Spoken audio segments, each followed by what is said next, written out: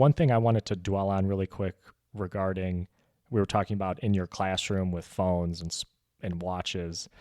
Have you had any sort of interactions with students using who use Chat GPT?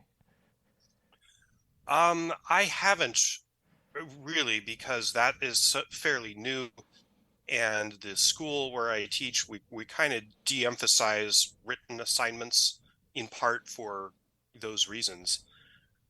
So I don't really have much opportunity to see GPT. I have used it myself in a just to develop ideas and things like that. I've never published obviously anything either on my channel or anywhere else that is AI generated. I generally distrust AI, but I am aware that that is an issue among teachers these days, and they're having a really hard time dealing with it.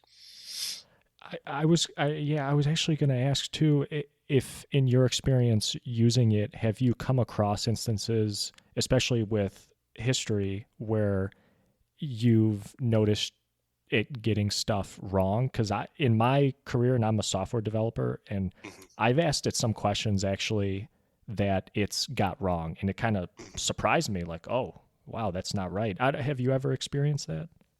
Oh, sure. I mean, it happens all the time. It strings words together on the spur of the moment, basically. And the problem with AI is it doesn't think very deeply about anything that it's talking about.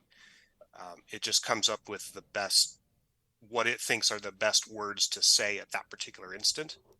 And each instant in time that it's operating is disconnected from everything else that has come before that. So you can't really have a deep you can simulate a deep conversation with it, but you can't really have one because it's not thinking on an analytical level really in any way. Mhm.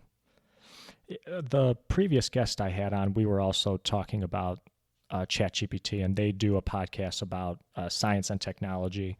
And they actually informed me of another sort of AI tool called Pi, which is kind of like ChatGPT, but it's more of a conversation with an AI. Mm, And to, like, I think you had mentioned this just a little bit ago, like developing ideas, and it's kind of meant for that, like having a conversation with an AI to flush things out. And mhm, the cool thing about it is it actually can hook up, because it's a mobile app. You can actually speak to it mhm. versus ChatGPT. Right now, you just type, and I thought that was really cool. I started using it, not the voice part, but just typing to it, and it is different than ChatGPT. Like it really does seem like you're having a conversation with it, which is kind of cool.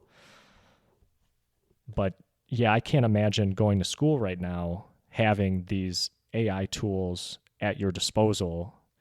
Back when I was in school, it was still, we were using Spark Notes and Cliff Notes. Now I feel Mhm. like it's just a whole nother level now, and it must be Yeah, challenging. yeah, it is. And when I started my PhD program and started teaching college students, in this was in the early 20 teens, about 2010 or whatever, and uh, there were still students at that point who thought that Wikipedia was a secret weapon. And so we would have to, like, when we had an exam or a paper or something, we would have to at least sort of browse the main Wikipedia pages of the subjects that we were looking at just to see if we could spot.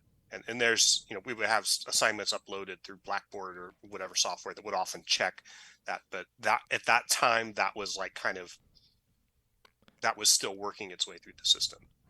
So this is sort of the same, same crap, different day. It's just another, computer tool.